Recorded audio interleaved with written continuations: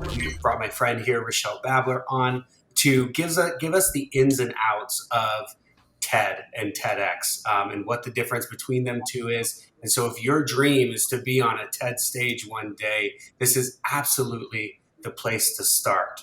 So Rachelle is a SoCal girl coming from San Diego, and she quit her job career of 20 years to pursue her why.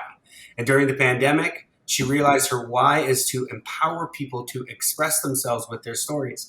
It's like what we do and what I love to do, help people share powerful stories that belong to them.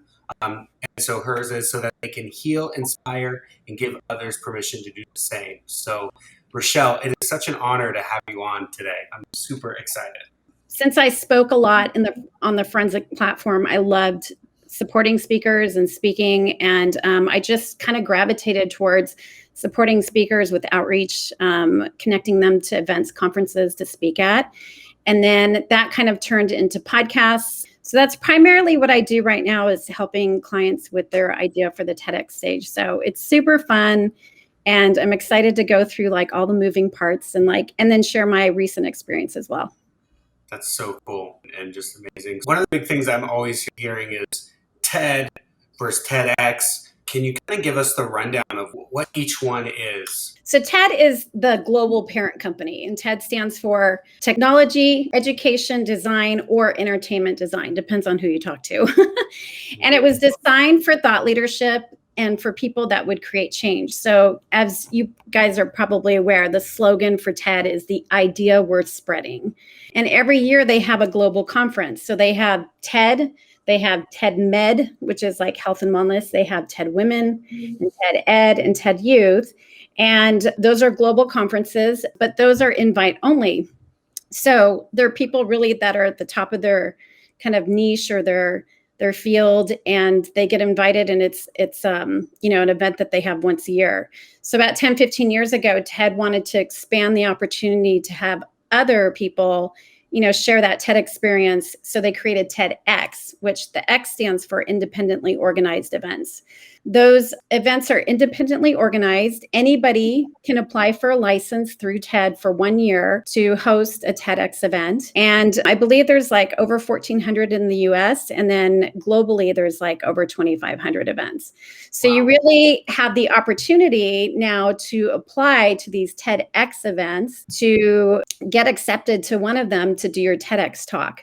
So the difference, like if you're applying for an event, it's going to be a TEDx event versus a TED, which is the global parent company that has like their major conference every year or their event once a year. It's really great that they created the TEDx so that people can have the opportunity, because as we know, and I'm going to use Brene Brown because everybody knows Brene Brown, but she did her TEDx first TED Talk, TEDx Houston, and that went viral. And all of a sudden, everybody knew about Brene, shame, vulnerability. And eventually she was asked to do a TED Talk. I think she's done 2 TEDx and then 1 TED Talk. So that's the difference between the two. So the TEDx stage is not to promote your business. It is really for the idea worth spreading that's going to help others take action, feel differently about something, or have a different, perhaps perception on something that was maybe around a stigma or something like that. So TEDx is really it's not for promotion. TED frowns on that. It's really about what idea do you have that you can get others to take action. You can get others to, look at something differently and to, create human impact. So there's this fallacy or there's myth that you have to be a professional speaker or you need to have speaking experience to actually be on the TEDx stage, and that's not true. Many of the events will, when you go through the application process, they'll ask you if you have speaking experience, and it's absolutely fine to say, I have none, 0. The big thing is that you have an idea and that you're coachable, and that you make the commitment to do what you need to do to get on the stage. Because once you do get accepted to a talk, it's a big commitment. Yeah, what does that process look like? So the first thing you want to do is get clear on your idea. What is your idea for the stage? Because everybody's got stories, but a story isn't really what the TEDx stage is for. It's really like, what is your idea? And a lot of times when we go through our ideation session with clients, the idea is rooted through your storylines. So you get really clear on your idea and then you start applying. Many of the TEDx events will have a theme. So you obviously don't want to apply to a theme that doesn't relate to your idea. You want to apply to the ones that relate to your idea. You just apply until you hear from somebody. And sometimes you'll get email saying you've made it to the second round, and then they do interviews with you. As you go through the process, when you do land a talk, then we had like a timeline. I had 7 months to get ready for my talk. Some people don't have that much time. Some people have longer. Everything is totally different because all these events are independently organized by different people. So for my particular TEDx, we got a timeline of things that, milestones that we had to hit. So my 2-minute idea that I had to share to like apply to these events now became 4 to 6 minutes, and then it became 12 minutes. So when you actually land a talk, they will tell you how much time you have. So TEDx actually looked at the neuroscience and strategy for how long is a talk enough for a speaker to flesh out an idea, but short enough that a listener can digest it. So that's why you'll see TED Talks and TEDx Talks are 18 minutes or less. A lot of times we share with our clients, don't write out your talk until you actually land it and you know how much time you have. Because if you wrote out an 18-minute talk, now you have to condense it down to 6. It makes it really difficult.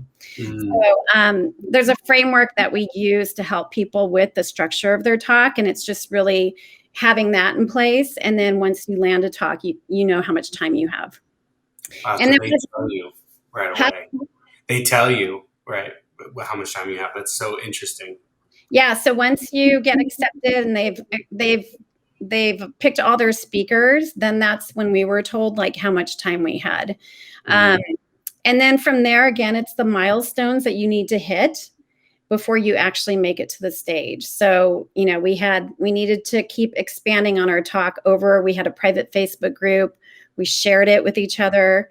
And then when we got to this, to the event, we had a speaker's dinner on a Friday night.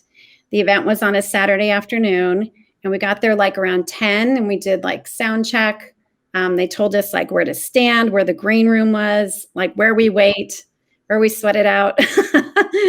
And, before we get on. And then once you're done with your talk, you could, watch. I asked to go first at mine because I wanted to get it done and I wanted to be able to enjoy everybody else's talk. So I went first. That would be me, right? Okay. Yeah. So mine's in the process of post-production edits and then upload, and then TED does their thing. And then I'll find out, once it's uploaded, then you just start checking. So what was your talk? Tell everyone what your talk was on. So my talk was on advocating through music, and my sister unfortunately passed away from colon cancer at the age of 48. And I'm a musician, as you can see, my guitars, and it's something I love to do. And I wrote a song the day after she passed away, and it was my interpretation of her cancer journey. And last year during the pandemic, I was trying to decide like what ways I wanted to continue her legacy. And I ended up creating a lyric video out of that song and incorporating colon cancer statistics and facts. And I just started sharing that with like a bunch of colon cancer organizations to share her story, to get people to, a lot of people skip their colonoscopies. They just don't want to do them. They're feeling good. But colorectal cancer is a lot of times you don't feel any symptoms until it's in the later stages. So I wanted to bring awareness to her story, to help others, see how important they are to get screened. Prevention is key for beating that disease. And so my idea was really on how to advocate through music in a different way. It really can change someone's life overnight if it does go viral, and can make a big impact on others, like as far as the messaging, like as I mentioned before, Brene Brown's, like we all look at shame and vulnerability very different because of her talk. Yeah. I Nice. know that there's a couple TEDx talks in us, Darby, that we gotta get moving on it. Gotta get those ideas down. Quick question. Question from the crowd. Do these talks require and applications require any kind of fees to apply to them if someone were to just go and do this on their own? No, there's no fee at all to apply. You have to anticipate that you're going to pay for everything when you go do a TEDx. Some events, if they, I think, raise enough money, may give you a travel stipend, but just plan that you are going to be, you don't get paid for them and you are going to pay for all your expenses, but there's no application fee to actually apply to these events. Do seasoned speakers get paid for coming on TEDx? No one gets paid, not even on TED. If you get asked to do TED, you're going to be like, it's a global platform. And to be asked to, be invited to do a TED Talk, it's, you would do it for I don't think anybody would turn that down. Everyone's had to make the pivot to like, okay, how do I now present myself on Zoom? Do I need to upgrade my camera? How does my background look? Any tips for preparation in advance? Even if you never were to get on a TEDx stage, what are some just really fundamental basics that anyone that's a speaker in this kind of state is just a good to know? Make sure you have really good lighting. Lighting can be an issue when people are doing virtual talks and stuff, like they're too dark, you can't see their face. And a lot of, your talk comes through your expressions of your face and how you're moving. So always have a good microphone and a good, good quality Wi-Fi system so that things don't get broken up and you go in and out. I know that the ones that have gone virtual, I think they give them some instructions on things that they should probably have in place to make sure that their virtual talk is, good. Cool. How many applications does someone need to put in before they end up hearing back? And is it 100, 200, 300? So when we work with clients, what our job is to position them in front of an organizer. So we're, really positioning them so that out of hundreds of applications, they're going to want to look into this one a little bit more. And that's the great thing I've learned about Tucker and him working behind the scenes. He's reviewed thousands of applications for the TEDx stage. You're probably going to stand out a little bit more than some other people that don't really know, they got to make sure that their idea is really clear. Inside of that talk, are you allowed to have slides, show video? Is it pretty open to what you can actually do once you're on stage? Yeah, you can do slides. The slides can be a distraction. I think sometimes if you use too many. So we were told that if you do use a slide, make sure it's something that is really going to be useful for your audience. If it's not, then don't use it. So I had 2 slides for my entire talk, but that's part where when you do get accepted to talk, they're going to coach you on what their suggestions are as well. Really just going through the process would be a transformational it just itself by learning through everything here. I mean, even if you were just to practice preparing for a TED Talk, I imagine it would have a lot of positive effects for things outside of just the status that you get, showing up on stage. There's little things like that. You talk to people who've done it and what worked for them, what didn't work for them. Preparation too, and then the commitment. It's a big commitment to do a talk. And if you don't hit those milestones and aren't doing the work, an event coordinator can say you're not going to do it. What are some of the milestones in there from once you get accepted? You said there's a couple of interviews. We expanded on our talk. So it went from what's your 2-minute idea to a 4 to 6 minute talk, and then to a 12-minute talk. So we really started building and working on the framework of it, getting feedback, making adjustments. And then there comes a time where there's no more adjustments and you got to start memorizing it. And that was probably one of the biggest things for me is I would do the talk and I'd want to tweak this and I'd want to tweak that. And then I change this. And it's at some point you have to just stop and just start memorizing it and be done with it, because you could always change it, right?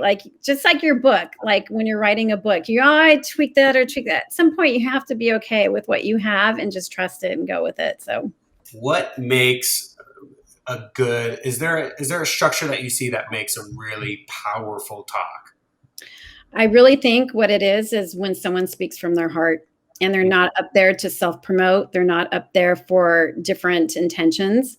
They're there really, truly to share from their experience and their idea that's going to help others live a better life, be inspired. I think those are the talks that really resonate with people and create that human impact. Mhm. Yeah.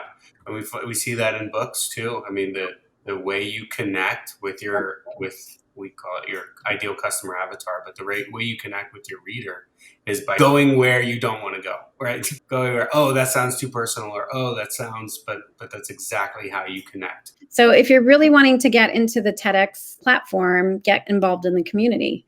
See what's in your area. See if you can volunteer. Some events will ask, have you ever been to a TEDx event or a TED event? So, if you show that you're involved in it, it also could help as well. So if you go to TED.com, you're going to see TEDx events and TED events, and you can go through it and you can put in a filter. So you can put in a filter for California or different areas. Like you can see all the ones globally where the TEDx events are. I would just say if you are looking to make a big impact in this world, the TEDx stage it's there. That's it.